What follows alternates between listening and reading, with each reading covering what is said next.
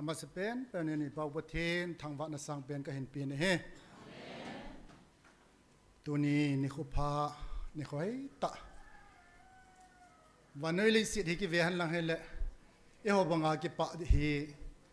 mi tam be se lo ding in kata sanin tunin pathin iwa chai the wa lungna chim chima khwadi be wa ilam thei zivin avel vel ni pau pathin thang wa nei pi vin he hallelujah amen pakai phai phajau sin pathin phatna te ho hi sei zo lo sim zo lo hi khat ni tin ki sim han lang hele in kho to sim hin tuni hi jing ni kho hu ke dinga hi birthday ni kho hin 15 august kho ka gela hele ka ki pa ma jingin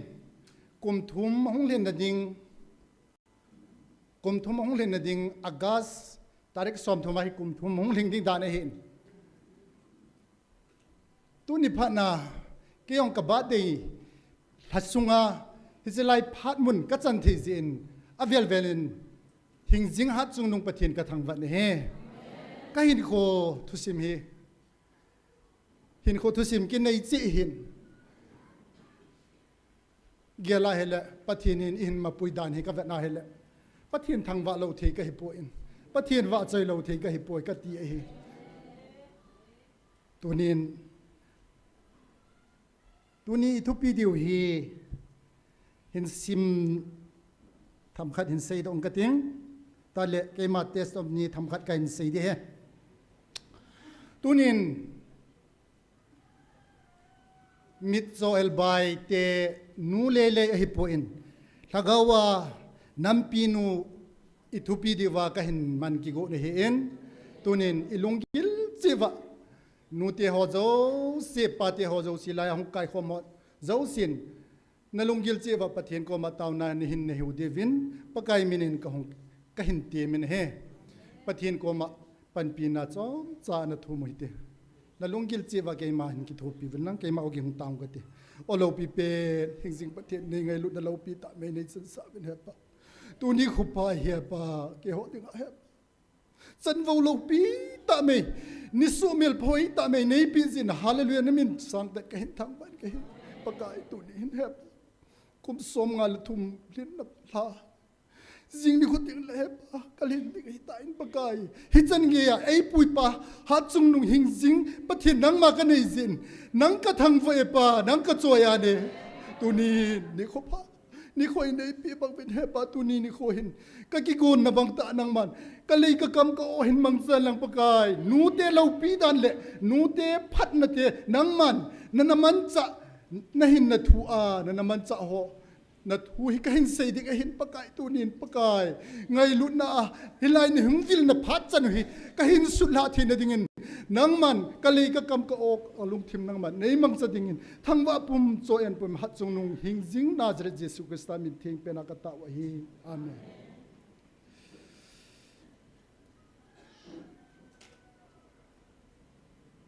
tuni hin asima ka hin simla tho jing ding hungai mai the hi en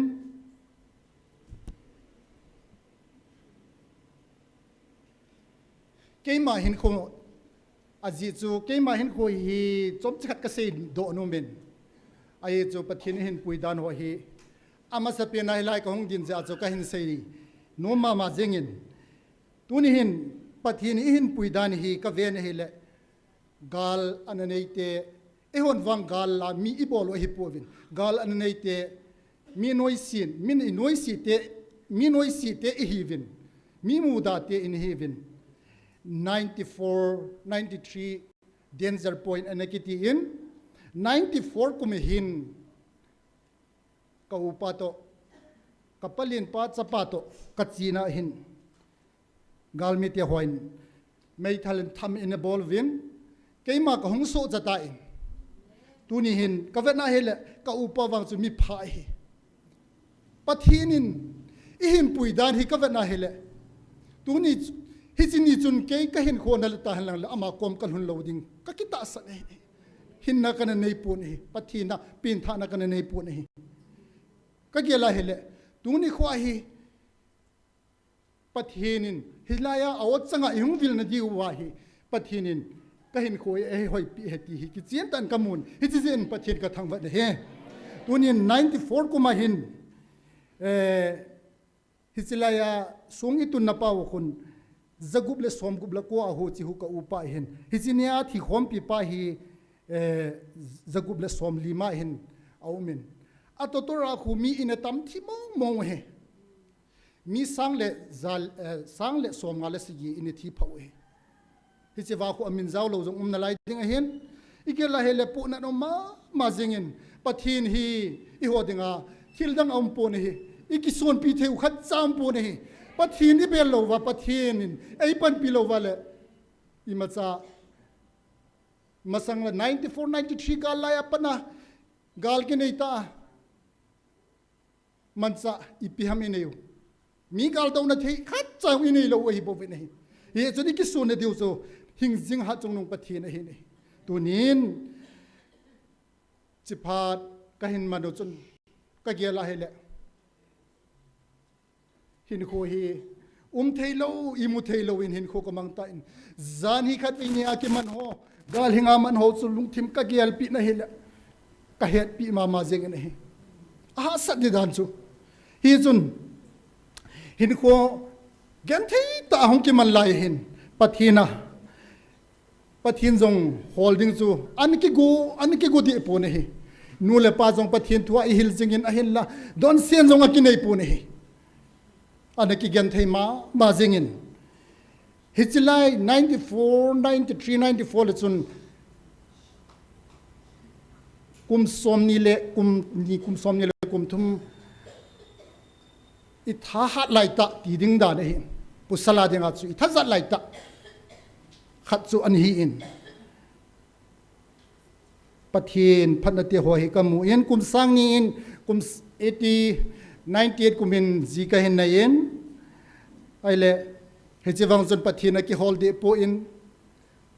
ibiham enjoying leisit ta sanup sa na ne nom na ailo le leisit ta sa go le thilin akiki saboyin ahin la ki hodi pon amawa kum sang ni kum hin area sunga hin kem khat hong umin ka kho chun kem khat hong umin na hile jewa chun pathina hu hing na pathina kan ki santa in ka hu hing pule ka leng pan kan ki santa in hallelujah pathin ka thangwa ne hi jinia la ki sa chu azon in savin leisit ponin ki phila yong la ti hi ka ki tu to vin ka savin hi le muthim gam kam mu ne ka loi ka pai te ho ping tha nai lo mi zan ham kha chu kam mu pha ne ka gela hele ka po na ma jing mililo chu chunin hi chi la chu ka savin tunin hichelai mona hin kahin na hele ihung ki tu to jiu hu hichi chukan gel do ji ka gela hele pathinin pum khana ai mu hi e hole ho achum ki gel jong lewan pathinin khat se bo wa ai mu he ti hi ki chin tan ka mu chen pathin ka thangwa ne hichi wa ai ho pina chui pi hai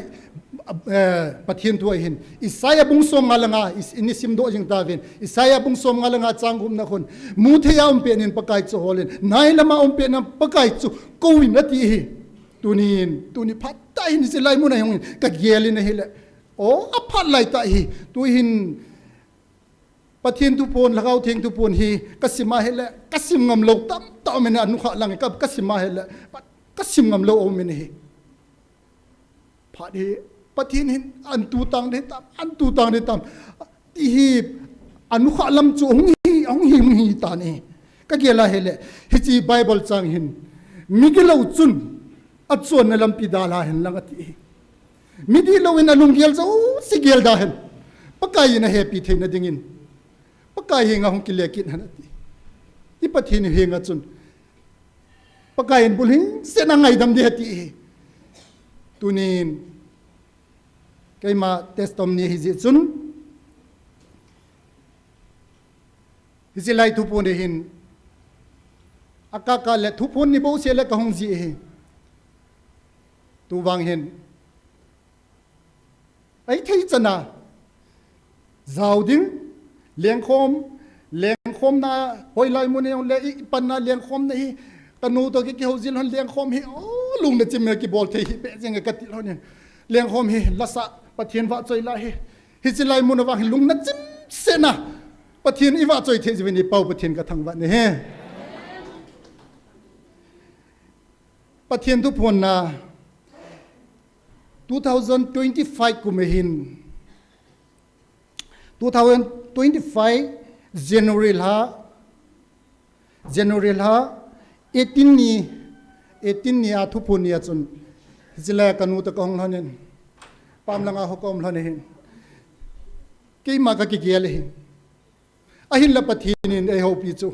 hibanga ke ma ka ki gele chun hibanga mi chon sipa mi ki lo pa pathin na dinga la thei lo pa hi pathin in hung vil na bai ke hi achati thei ka hi nam ti chu ke ma ki lung gele hi pathin hi kan ho pi ta nei la aman e don bu na chun isaya bung khat chang som lagi na khoni don bu nin na chon sin na thisan bang jong le bu bang banga ka ban sa ding le heti khu na chon sin na thisan bang jong le ka ngai lu na le khum zo thu ve ti chu ka le na khal zo diu nam ti hi chon sin ni ta bang chon sin na bol jong le chun ka ngai lu na hi asang je me ti nei hi jin pa pa thin ka thang wa ne hi hi jin ya pa lung mon na ata ben ka nei kitai a hi le hilain evangelist pi ni khat hilai phana man chun lungel hi mi pa minu hi ki boy hi minu te hi ka ve na hi le ngai lu na ling set ani ve nei mi pa ho sangin pusel sangin ngai lu na ling set 100% ani ti le sei the ka sei the nei sa chung a jong pa te ho hin 50 ki zo lo hi som ngayong ki pha zo lo hi now sen icha ya da la a an tha hele ning ke tel pe hi tham num lo pe hi a hilla an nun an bol chu ngai lu ta an sin hoi va na hele ngai lu na ling sen he minu chunga kamu nei tu chung ga la jong minu na sata na pangin hizalin nu minu te zalin pa pathin ka thang ba nei nu te ho na bol hel po ve chelai be lu hi bol hel po ve pathin lo pi na pathin thang wa na hichilai mun izot hi i bol khel po ve minu te ho tunin minu mi pa hi ka tampu vin kalung sunga ka tet jingin ka tet ka hung si le ka tet jingin ahin la mi pa te ho ding do a pathin wa cho ya pathin ang sunga lam thei mi ta mi pa tam ta nei ta jiven pathin ka thang wa ne minu wang tu sei lo wa i het jing wa hi pathin lo pi ne hi o idam sunga hin kanung gel jin ka hin ko hi ti dana hi ta hin khu kan man ham ti chu lung gel an nei ka pen tha ni khwa pan an zong ka hung na tam ta vel za nam khat chu ki pal hu hi ahin la pathin hin kacha ta hin pui jing hin ven jing he ka ven he le ka thina ding muni mun thuma e hu do hi yalin pa pathin ka thang wa ne he tuni hin hichilai mun azong hin ka chanu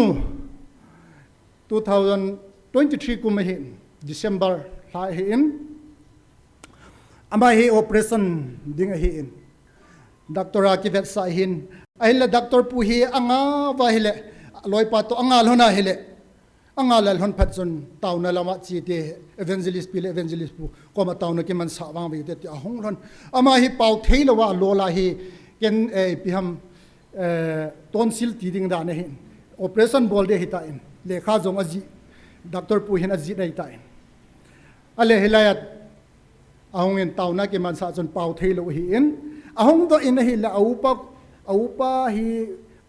aloi pa phone bors and beg hin choi sanati beg a choya aupa huwale a ho theitan hizal pa pathin ka thangwa ne tuin damna mu in operation bol lovin operation ke bol halang la ne lo te chu chaga te chu soma som me hitalo tu lai chu lak kichai anim pena yelale pathinin damna ka in sunga jong ka chanu hi anewa panin ang veisin ahin la hiselai mo na dam na api jin pa pathin hing jing hat chung nu thang wa lo the ka hi poi ka thang va e pathin ka thang va e ye chun tu ni hin atha in nu te hon jong pan la huitin tu na hi pa te jong ki pa thu se u te ka ti no me nu te nu pha ka nei ji in pathin ka thang va ti hu te ka ti pathin ko ma ki pa thu se u te ka ti pa te hong zo si atam zo he pa te hi kiling zo lo hi ki pusal sa ahin la minu hi nu me hi alit dan hi ki chin tan ka mu ne ka ge la le nam sung wa tuna hi hi chi thu yong hi pathin thu a in ho lim de hi in hi chan chu ke ma testom ni hong hin tin ke man ka henai November pathinin ihung vil now 24 November 2023 a sang sagi na hin hin simdong kating ko za ho mi ham pa na hi ve vanoi chitin nam tinin ka o za phalowa mang thai ding tampi a hi nang ho ka o za ho mi ham pa na hi ve kalendo kanam mi te na hi ve tunia ka ko no o hi ngai lu na khon te a hi ngai lu na khon te a ka ngai lu je uwa ka o a ka ko na hi ve Calvary cross a nang ho ka hong lat do dia ka hong zong chu nang ho ngai lu na zala ka hong hi bovin hi chingai hi chi chung vuma chu ka ngai lu na khon te a tunia hi ka ngai lu na khon te a ka o a ka hung ko na hi ve atu theng isim nau pathin ni bon cha diwen phathei bo pi han lang pathin kam chang mo hin ka gela hele tuna hi chi in sut di we hi chelai muna pathin ing vil na chan hi in sut do pha diu hin tuni hin numei thim gau ho Bible sunga anaki mu hi amasa hin sei diu he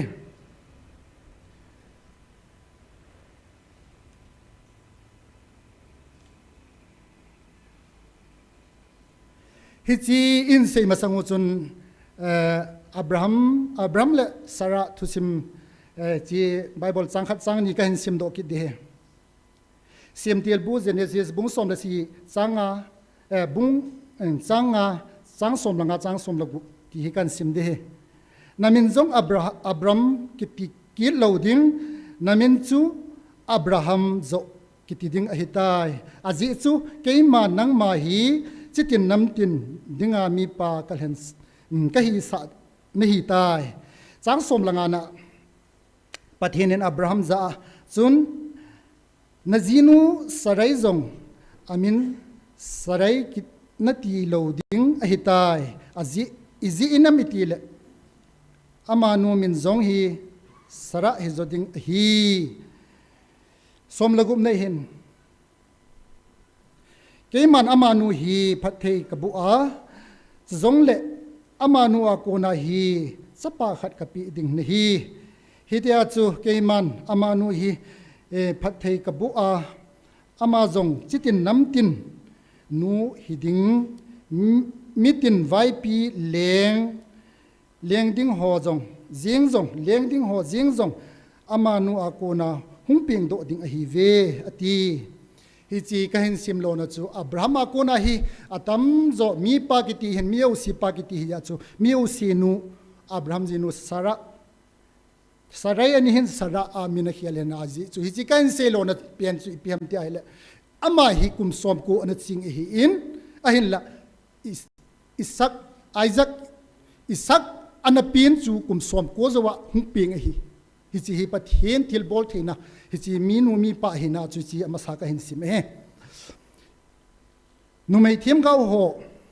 thum anumin hi chi Bible sunga hin khanna hin Deborah thiam gau nu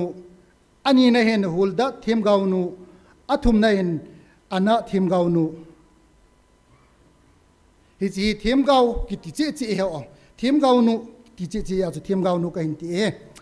a chu Deborah thiam gau nu just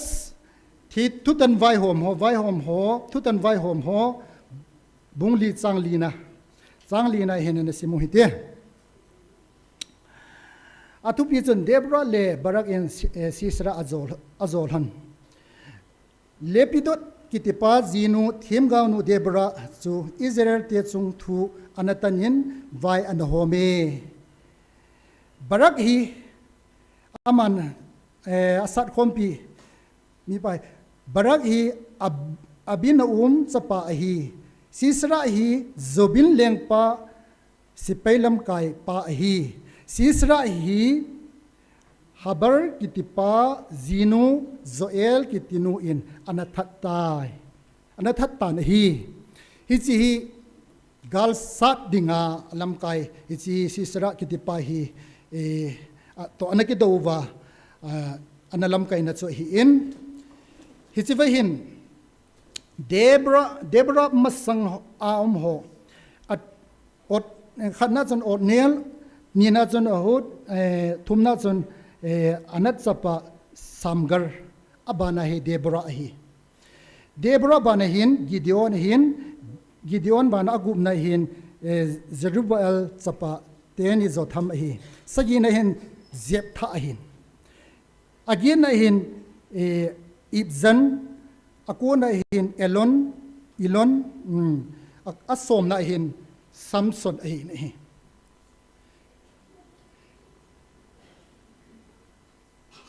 Samson pin hi zo phale in simki diu hin tin ai za thim gau ho anum ho hi chang khat chang nia to kan hil chin ding hil chin hin pi zo hi ong le kan sim la ding scan king lengte som ni le ni na bung som la khat bung chang som la khat chang som la li na hi ana sim do ke no hi te hulda thim gau nu leng pan hichile khazol sunga thu ki sei ho chu aza do phat in apun sil abot tel jing in hi somla lina hi je chun thempu chung nung hilkia le ahikam to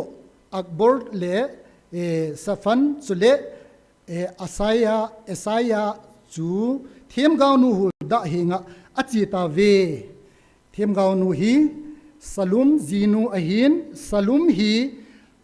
harhas tupa tilva chapa ahin pon kholna in nga apang ahi hizepet a hi thim gau nu chu Jerusalem khupi veng tha langa cheng ahi ama ho chu ahung ovin ahung ke holim pi ta ve hiziphat la hi Josia leng chan lai a hin Josia hi chang ni lam chu novena hele Josia hin pakai mit mun thil di jing anabol in hi David nung azui jin achon bangbangin achonin hiti hin zet le veya zong aki hei kon hi helin zinge aki hei kon hi hel zinge atini hiti hi David pathinin kami pa anati pa chu amanu hi anazui hi leng hi tamta anumin ahin la hi siwa hi anoi langa hi in simla ki diu he thamkhat leng Solomon zite ho hin amho ho sim thulim izan ham khat cho hin po lu ro hita in hi siwa hin pathian luhan na cho anum jing a hin Sidon Asteroth Moab doi Chemos amon mite milkon ahin puluna sim thulim anaho sai igela hele hichiva hin hicho Jeroboam kiti hi Solomon chapa hin amanjong Bethel khu a doi phung lin ta khata simin hichiki chan gya chu asu mangi asu mang zo ke Josia leng pa hin hichi evena hele hichilaya chu thim gau adang anum pun hulda leng nu hulda numei nu bo hi anuma chi chu ama chu an donga na chi ana sol hi aman ana sei pin anoi langa chu isima thu chi sima hele aman ana sei pin aphalam thilpha lama dinga ana sei hi ai chu lengpa hin apu david nu ana zui za chu pathinin aum pi hi ki chin ne hi abane hin anathim gaunu lukbung ni sang som thum la gup som thum la sigi na hin ana veu hi te chule asar phunga mi panuel chanu anna them gaunu aumin amanu chu ha te ate hitan anunga zainaya patna azito kum segi cheng khom an hin sang som thum la sigi na chun chule amanu chu kum som ge le kum li ge ya me thaya a hi amanu chu hoina kunin podo le helin anu podo le hela angola pathin howa asun azana tauzia an hi amanu hi themgau anu kha penjong hidingen kata santa in adanga na kimuta po in pathin krista pin jesu krista pin hi analam in hi chi amanu hin hi chi hi themgau thua in sei theu chu hin pathin lo pina vantilin anavil ho numei izanam khat ka hen leng do kinin hi zo in sei ki diwe hi azo ai sei bano elon akuna chu elon hin asom na chu samson hi apin dan hi thamkhat sivahin anasimu hitin samson pin dan judges thutan vai hom ho bung som na thum chang ni na chun pathin hin alung lei lo phat le ami te hi mi khona gal hinga mat sa mi khot noya na koi ji kum som li lang hi Philistine te koma khona na koi hi chi hu do na dinga chu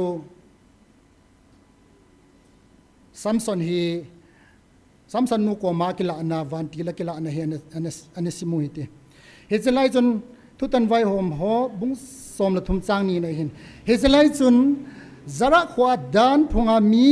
manua kiti anumin azinu chu aching in sahing lovin anum tai sang thum na chun chuin hi chi numei nu henga chun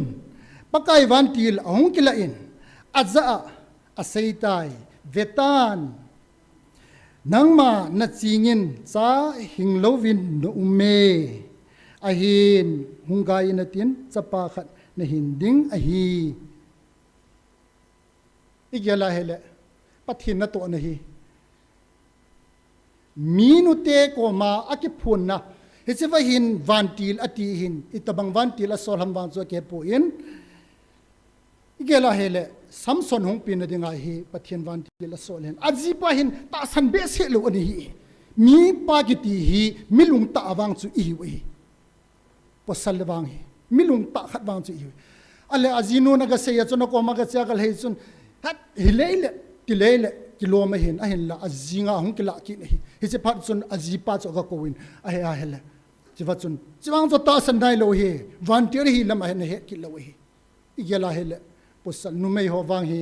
pathin na to ring ting le lungsung ve pa hin samson nuyong chu lungthing an hi ding he ti ta san om ne igela hele amanu chun amanu ko ma kila bang chun ama jipa ko win akila ninga in ti achi kon ta in pathin vanti la hi a het be me pathin thang vanum han lang igela hele aching a hi ki ne ama sai simo chu abraham jinu ang cha ching hi chu na ahin la pathin bol mo nei poi ti hi tu ni pharin isi iphung do nom kir ve ne tu ni hin pathin ko ma taw na nei ding hi vin taw na item hi phar khan na la ki ru hitin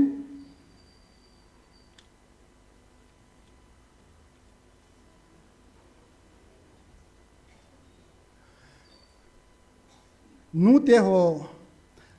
te ho chunga pathin kila na thu ise jiven nu te ho dingin tu ni ho hin tauna anane utin mi pati ho jong ki pa thu se utin ji adam na lai adam lo jong le minu ho ko ma ki pa thu se utin minu anabe hite jong le sa te ho ahung kai hon jong a hello le chi na za ho online ana pang hon jong minu nu nei hon nu chunga ki pa thu se ne nu nei lo hon jong ki pa thu se ute ka ti he minu pathin lấy xe chunga pathin hậu thấy ai ni koi pau zin pathin ko ma ke pa thu nu la pa ni pi zin ke pa thu seu te ti ka hin phung do no min tauna poina chu nu do se adi se nin nu te hi gala tula tu chung gal di sana hi I ha man dan danu darna to di jong le chiu ai lo le se pai ho ting di jong le chiu apoi mo mama jengin tu chung gal hin tu yong hin Zang na dom nai TVN nute KWO HSR hoin an bol ke do vin ke pa ka sama ma zengin nute hin thil pha abola hele milung di hi zevin asot thayati kamu in amo zalen pathin ka thangwa ne he amo KWO HSR ho yong tauna ne pi utan lamkai ki ti hi anom po ne a sa ne aji chu inoya mitam taumi chun complain hin bol jong tam ding a hello le I pi ham tam ta umhi hichipai achun tauna atho zona divin pathin aginova am hojang pathin aji chu nampi khatdinga lamkai hi ta phatwa chu thil phabol na lama zilleveya inam sungi hi tudin muna hi khanin jong ke ati lai ta hi igela hele inam sungi hi ki khen tel na ding tam ta min in seizing tavin gal inei tilo chun nizakhat ati hi Dr. Hegi van ni zakat sung van lung ke to ta in a pad khom hin tu hin abung ti tabang khanin ihum dok ke ko ke ven he chi zialin jong nu te pan han na zala ihung ki to di yong hi kalung me nun kamu in hi zalin na satan tauna ananei utin a chaina chu ke man hin nei tang ka tin ai theita chen pathin ko ma kelhanu tin nu te ding tauna na nei uite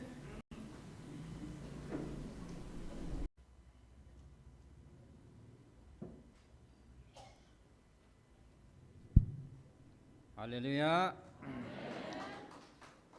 Amasan phat pha epiu papatin thangba na kahin pin. Jesu Christa minin nabon savin kangai lut naw chebe kahin pi ve.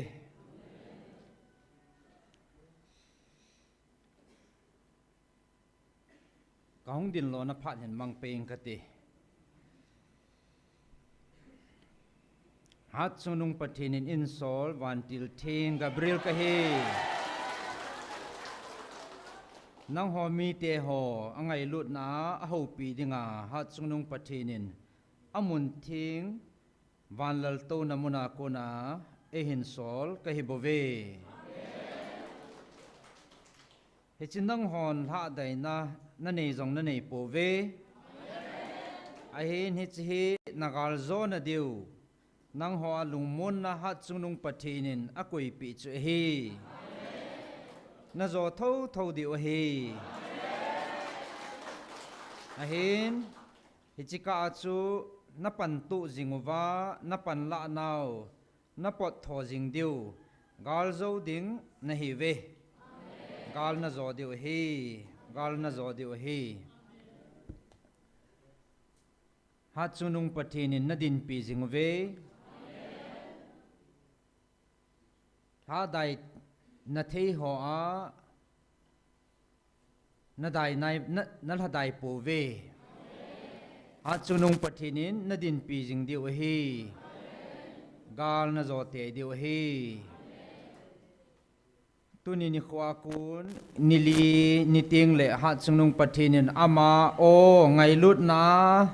hin vil kit diu hi pung segi ting le hi chi het tu sa dinga in sol vantil Gabriel ka hi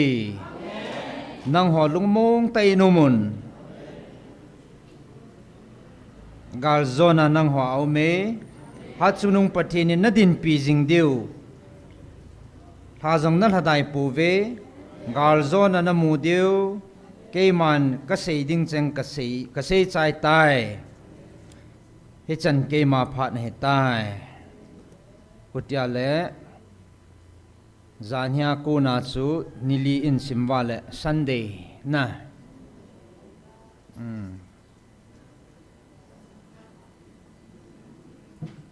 Thursday Friday Saturday Sunday enamo pungsigi ting le zanya pa na zanya pa na simding Thursday Friday Saturday Sunday na chana Sunday ni ha pungsigi ting le patinin angai lu na o a e hong vil diu he ti chu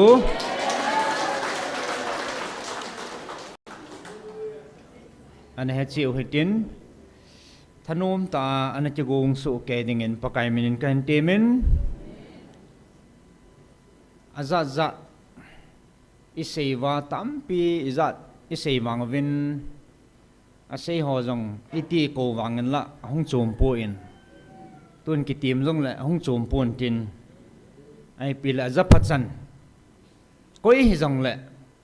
patin ho pi na phat mang ding le ngai ding ai ki gu chi ding pakai minin bon savin ka hin ti me ke pa chan chu tan te ke ki pai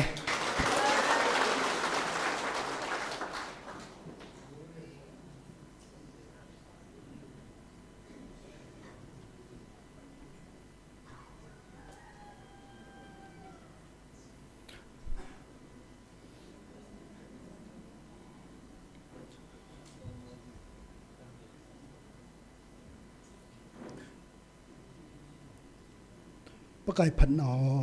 ana samoi de na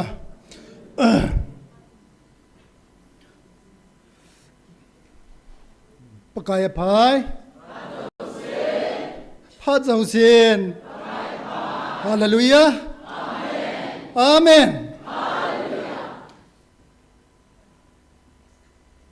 iding wa pakai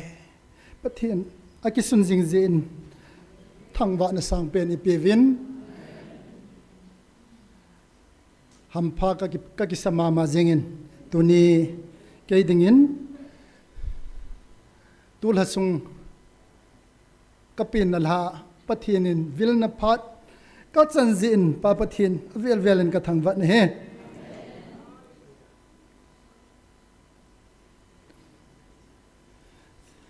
sima ka hin sim thwa jing ding a hi in a ye chu pathin chilaya hong ki phun na chana hi hin sut la ding ka ti hin anangai thimu ven lang pathin lo pi ne hi akidang ma jengin nu te chunga na na to ne hi Samuel pending pindan chi kan sim ki de he Samuel khat na bung ni Samuel khat na Samuel bung khat sang ni Elkana hin zini akopmin azinu khat chu hana ahin khat zo nu min chu panena ahi panena kitinu hin cha hingnan hana wang chahing lovin aching tai somle sagi na hin chupanin elin zong adon bonin na sei adon bonin asei tai chuti le lungmongin chitan Israel pathinin na henga na thum chu na pi ding a hitai ati pi e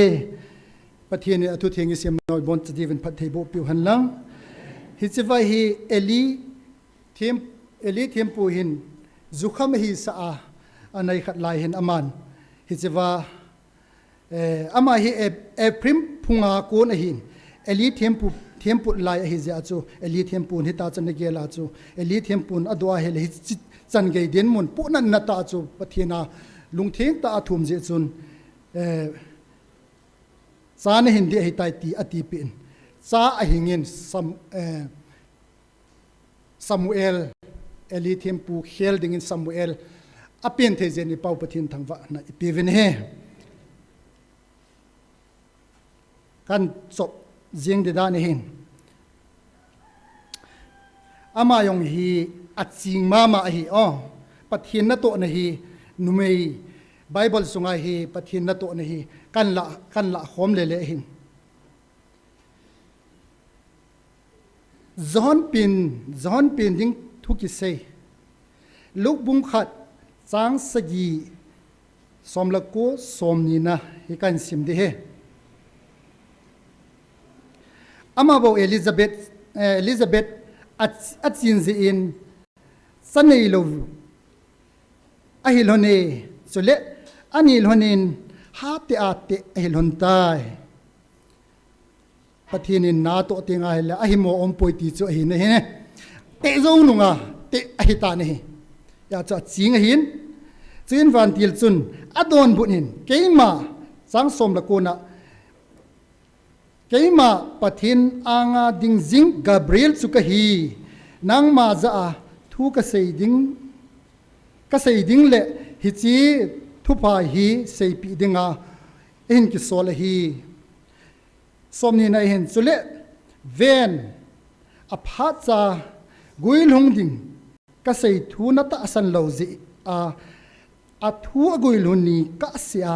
pauluwa thu sei lo ba no ding a hi ati hi chi aloi pa Zakaria thiam pupa asai na hi Zakaria yong he anata asan lo he ama Zakaria ko ma asai hi chi Zakaria ko ma pathin van til kila Gabriel van tiga kila isi Elizabeth in now ane ding thu chu aga sei ata asan lo hi lung thim he pa chun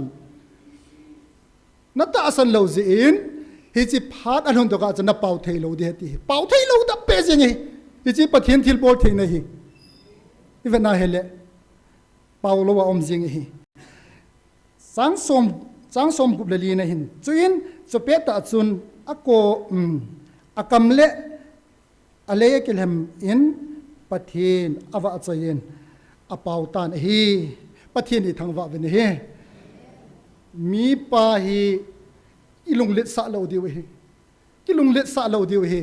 pathin nang sunga i ma cha hi lo da no chu hi chon ta san na nei tinga le pathin na tong the ti chu imu do diu hi hi chon hi chi phat sung si sia chu avop lai sung si sia chu paulo wa om hi thim pu hin Zakaria hi thim pu na to hin ya chu anei nia John gospel John solcha John ahung pin ta awang chu pau theya om hi pathin thang wa no men lang abane hi root te thu simen sai ki diu he root hi ji kan sulon hi Jesu hung pin na thu hat na zala hi chi kan sim de hi in root le now bi to sim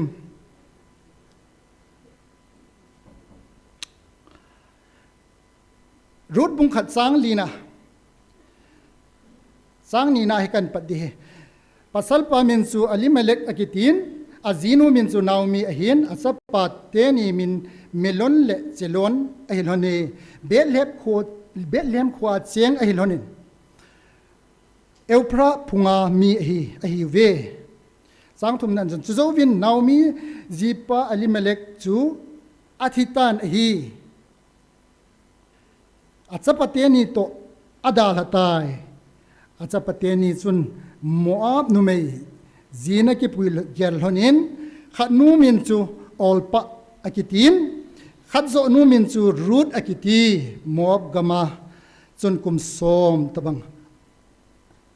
aga chengu ve kil ha la ya hi zia chu kin su na dinga chu Moab gam zo na zo do hevin chiwa chu ahin khu hung be acha te ni to aloi pa Naomi hin ahin dal ha hitan he chuin melon le chelon athikit non in ahi le Naomi chu azipa le achapa te ni gezin adal su ta ve rut wang chun sang som la gup na kan chok kan le rut wang chun hi sewa hi Naomi hin amote ni ko ma se hin nain lona nanung sang lona kile lon tan ti hi ahin la rut wang chun na chi na ka chi ding na pathian chu ka pathian hi ding na mi te chu ka mi te hi ding ahi ปะทินทางวันอุเมลัง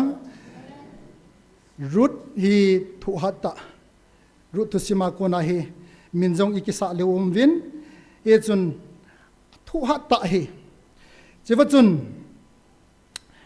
บุงลีมามาบุง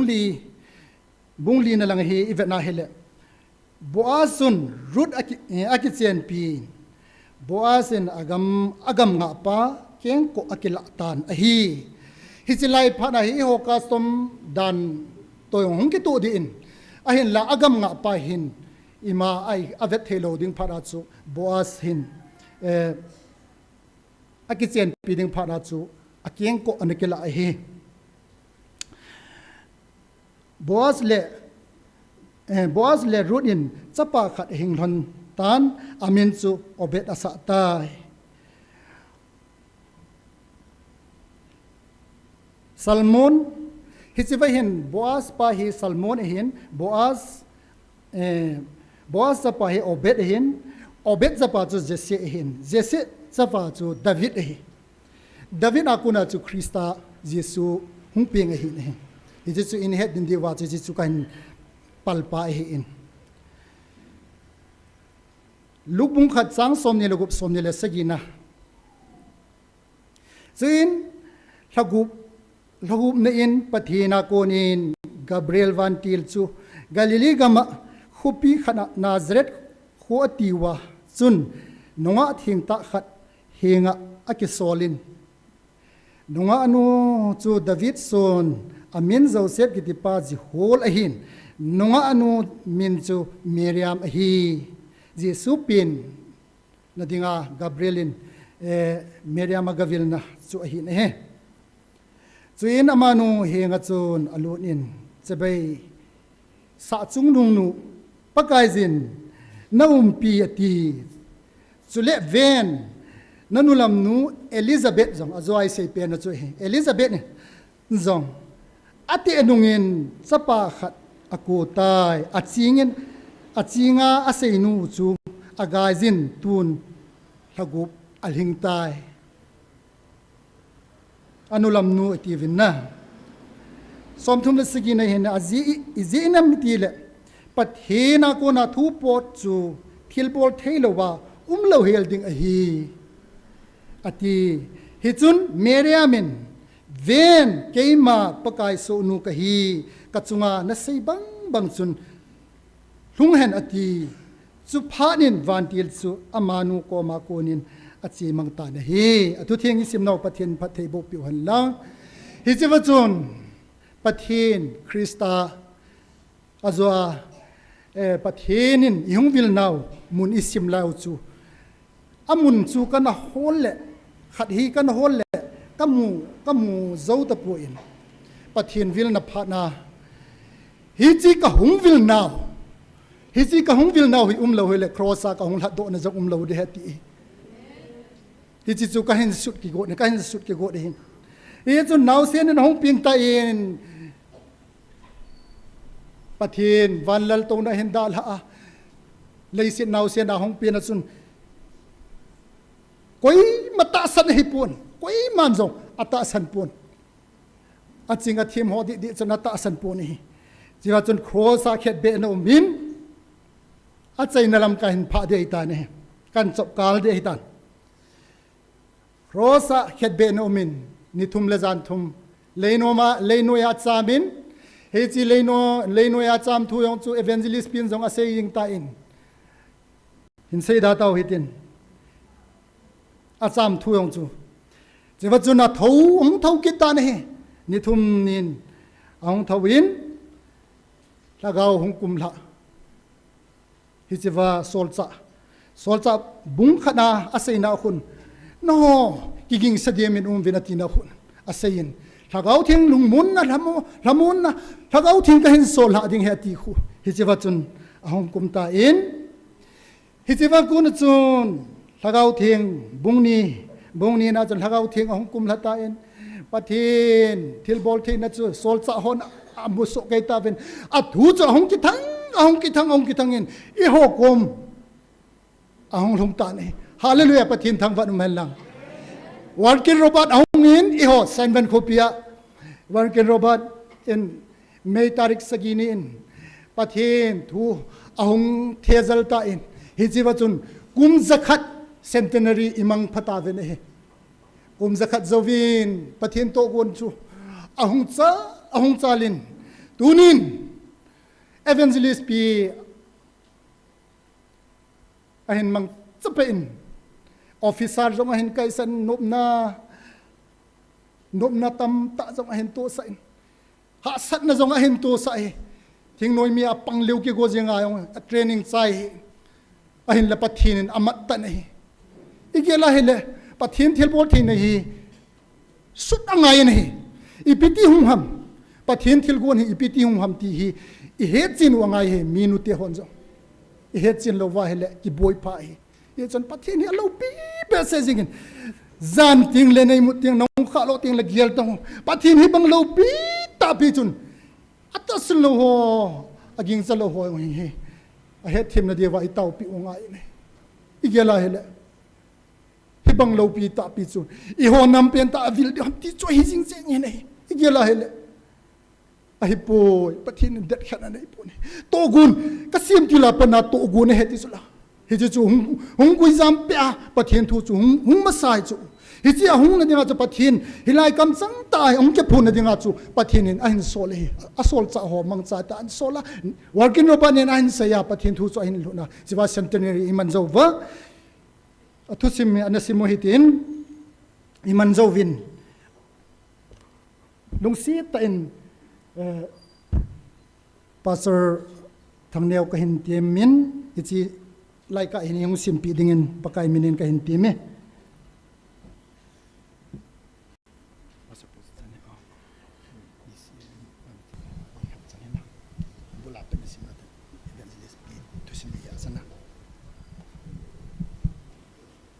Hoy tan nangayo ti Evangelist Sinkhulamin Sapang sa ahiapat mitso elbai ho vetkolna ministry bolo te ding hi tauna ananeya pathin hinga analhut jing ahi e pathin hinga anatauna chu pathin hin khodam na nei pi a nana tong theya nei koile mitso elbai ministry bol nu bowling ti hi pathin phatsa in evangelist nu hi kum som na kum ko sung gampa ma ko lavaila pathin na tongin ana umin pathinin kidang ta in anamang sa e pathin henai lo mi tampin pathin di ta ahin ho phadun milung thim si ho ama thadin veini sanga tamzo anakal sunguvin hinla akisumul phauzi ove hichi phat lai chun azipa sipai battalion sunga nume hovetup dingin kidang ta in direct officer post khat pi in anome hitya ta salam vena hin khunum ahin manjing wangin alung amung theidi pon kum somni masang anataw na ma chu bolding anup zo zin ato munakun resignation anapi e officer pan ave in mingol nu anati khome anung vetle ama thadia migelo ho agisalal atamzi ova bodyguard poimo ahizia officer posu api ahidan amudo e rule ki a sunga pathin mina thilkidang tampi aboldo ho witness ahetu pu mangboy singsit ke phuipi village mot bungin zong miyo se simdingin article khat anasunin hewa kimin pha kolte ho chu keima ta in phone in kan ho pivin keima ta ti doctor hegin he keima ta in phone in kan ho pivin thudi ahi kana phoche ne chu in evangelist in khulam chu manipur gam sunga ami te hola mitso el bai ho ministry zo boldin in lam ahin zon tai mail hei pangal naga chile kukila a kum thum sung 2011 to 2013 anawa kule in chu na thei chan anachunin manipur sunga mitso elbai mi sang som ngare sang liwal a thudol an hedo e chu in pakai ha na sung pumin ni sim 23rd December 2014 ni khun GMF Dai Ministry hi es khumun noma anapanin ministry hondo na chu Reverend Zang Khulam Executive Director ECA in Ananeze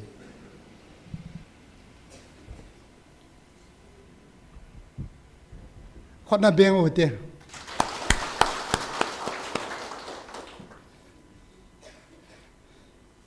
aman lo hila pathin ki phun hi lo de hin ichiwa hin atu sim hi evangelist pu zong omin negrobat zong thu sim hi jalai hin a henom ha zo sen om zo ke in ichi hi isimule iphanu hi hung chomma ma jeng ta in phat hi ka hin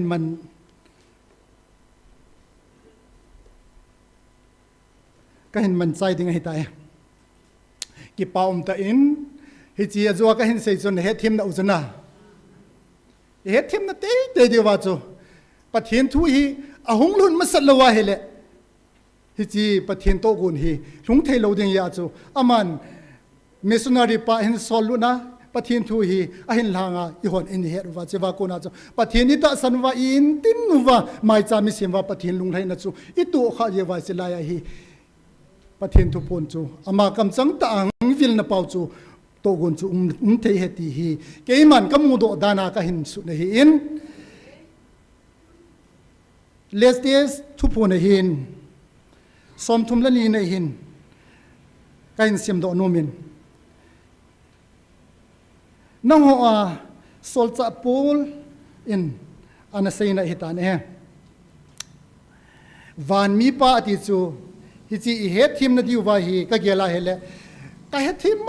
ma jeng ka he chin che jengin pathin kom lhun na diu hi chun pathin in a meeting pa ain sol zalen ni pau pathin ni thangwa ve ne he nang ho a na chanu hi chi lei si na koi ma cha hi tabang thil hi achang thei pon muzong amu thei po ve muzong mu po vinte miam pha chung nung na hi nau a hi kai hon hi chi hi kana tu mu vin kana chang po vin nang ho na chanu hi akidangi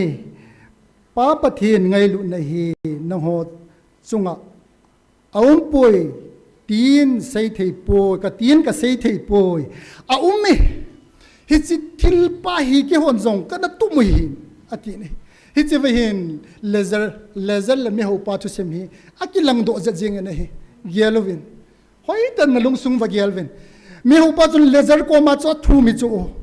ka so pi mi za no me ti a hi wanga a sol pi lo chu I ho dinga mi thim pola in sola het tin na inei ta jeven pathin I thangwa ve ne hi gelovin ilun da diu zong ki chi ta kin kananga jing heti zala anoi langa hi sima hele achai na langa hi isima hele o phat hi anai ta dan hi phat hi a he ko na hi tai so pite ho tunin adi sanin hi chalai mun ka so pite ke dinga ka pin khompi ka u ka naute ho zo tunin pathin ai ngai lut na pau hi iti su mil di hom ka ti no mai hi adi sanin so pite ho tunin nu te hon zong azwa ka sei ba bagin I mi pale I cha te ho hi silai mun ai counseling a hin azau su ke ta vin hi chi zalan pathin ka thangwa ne he nil na inei povin ka cha te hon zong ka tu te chan ge ya he chilai he kan pui zo ke we tan ka tu te ka ti le mo wang ka nei po in ka chanu langa dinga tu thum ka muai ta in aneu pa kho keimin lo pa hi ka gela hele pathin ka thangwa de he pathin in ihung vil lai ta wa tu mel hoi ta epi zalin pathin ka thangwa de he no hon zong thangwa vin pathin mel lam dang na ka pi ding he ti atiu chula chi ni yong ka pi ding hausan na yong min than na yong ka pi ti chula ipi di wa hi I hon wa gam tum zong imute te di he ti I chen ta I ta san di na lung thim wa dau nei kha vinati pathin hi sulal nai nei kha le azu ai si do ta zula Elizabeth loipa Zakaria na lung thim ana ta san lo zen na pau thei lo re ti eng hi chi phat chol hun to ka na pau lo de hi ta bang hin ibol ngap le ki chi ngap de a hin la pathin hi nga sot pa hi na nga sot pa hin lung ning pa hi igela hele I ho mi him lung gela chu hin hun sa loi le hin sa loi le kiti a hi po pathina ding tuni hi chi ahung hi na ding chun ala sin ana se witin taw na hi ala sa in ni diu hi ana geluvin lang evangelist pi adesana in sumite gelovin tuna hi in sunga hi kai in compound sunga hi mi regular thima hong jong le omdan chu na lung thima ipiham ngai tu khat jing ji hina jing ji chu a hin la tu ni chan gya hi phun lo tang lo wa I ho mi hi zat pi hi mi ani sia sang ling di mi sang lang I ling di wi ni chi ke khop jeng wi am ho dinga hin na sa ta taw na inei pi di wi ye chun pathian thilbol theina hi kum zabi hi anasimu hitin nure mi hichilaya phana hin August tarik lia chu chilaya hi phana na man he nure mi sa lang ho he na nure mi na seina chun hichilaya seina chu hi po in kurset revival bol na khana isopite zoten anala na wa chun November tarik sagi nya seina kho na ngai lo chun hisewa seina hun dik sama mazeng ne kum zabi hi tua hi ngai lu na chung chuna pathinin ngai lu na khangai in pu yo ta nei isi he thim diu ngai jin a he jong tam ta taw hitin hi jong le kum zabi hi he to diu ngai he pathin kum sim hi pathinin ni gup sungin phale ni khojau si na simin ani sagini na ke chole ti ani sagini na ke chole hi chun adama pana in sunale adama pana Abraham chanchu pathina dinga nini I ho dinga kum sang ni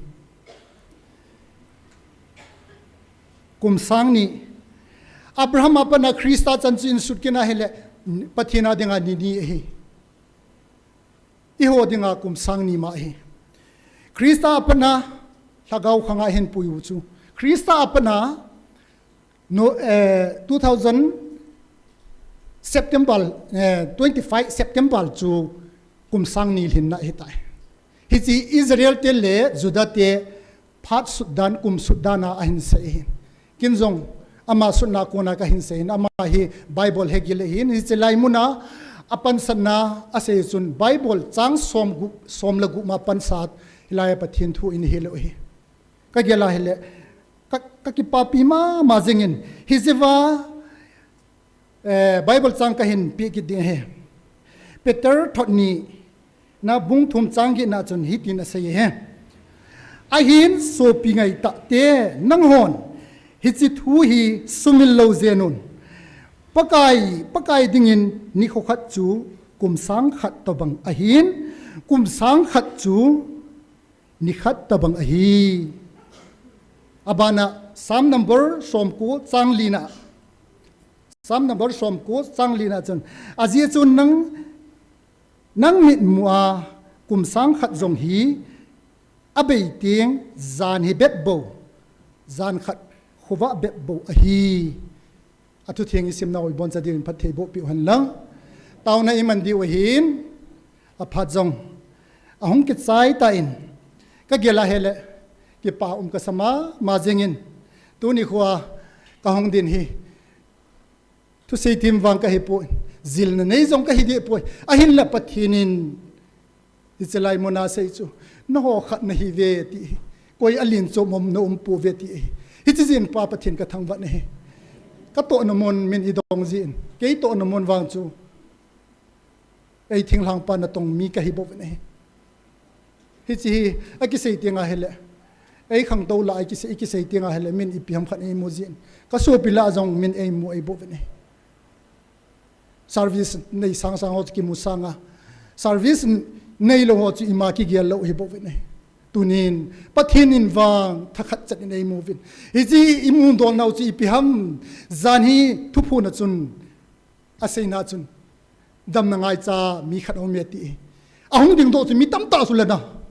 mi tam ta ding do chu hich chu pathina dinga khatve evangelist pun hil chen tan kyong chu kalung dau ka nei man hi ale evangelist pun an sel oh ka khang do nin oh pathina ding in khat bo se ni bo ven het ading zo sin dam na amu hi ti mi pathina dinga khat bo se hi dan chu akila na hi khanin khat jong ading khat jong ading iti mai the wi hi chu pathina dinga mi tam ta ding jong la ngai cha yo se dinga chu no mu ve ti ja chu ngai cha no mu ve ti a chu dingo vin ti a chu ahun dinal mi tam ta hi phan a chu ekiyong kan lung sai man e ahin la ihil chen evangelist pun ihil chelwin ki chi ta hi chi khat a hi pathina dinga khat bo hi ti chu ki chen ta ihil chelwin ama zalen pathini thangwa ben he ye chun pathin thu hi agil dan la lo pi dan hi athu dan hi isei chin thei po ven he ahil dan ka thim thei po ti ye chun sei chim om pu nei tu hin tauna inei deu hin pathin in isei do chang seu I bon cha diven phathei bo pi han la tauna inei dewa evangelist pi adi sanin I hetave evangelist pu hin ne robot hin ain sumi te ho hi ven to le mitso elbai ho hi kaden mun khanai ti tu pia le chi bai ke bola epiham am nan chu ne thei chon na ding alo du cha khan ki chon na di chi bai bo le ki chai jing hi a hin la azun le e chan gya hin bu a hin boi pi chu ke wang ni khat jong ka ngap lo e ta be a hin la hi chi lai in sunga hi ka na hele eve founder pu jong adingin tu na hi pa cha na thu hi pon imit ta vai mu vai se hi na hi chun founder pu na mit so chilaya lasadinga hen pu yesu ke ka mit hilo e o hi chan gi pathin na to nei ki support to tinga hel amazon evangelist pi history hi ka se zo nai lo hin an la phat hin in lak ta pu in ka ge la hele ama history yong hi mi ko ma kana la chun tham chi khan hin min pha hin nung pha lang anunga la ya pana hi nupi khan na se lal ama hi kurset kem kurset na ka zaw na wa hitin na sei bove kem par pan na ziding ngingkel han venati sun aman achum be bove ki on officer zat es tpm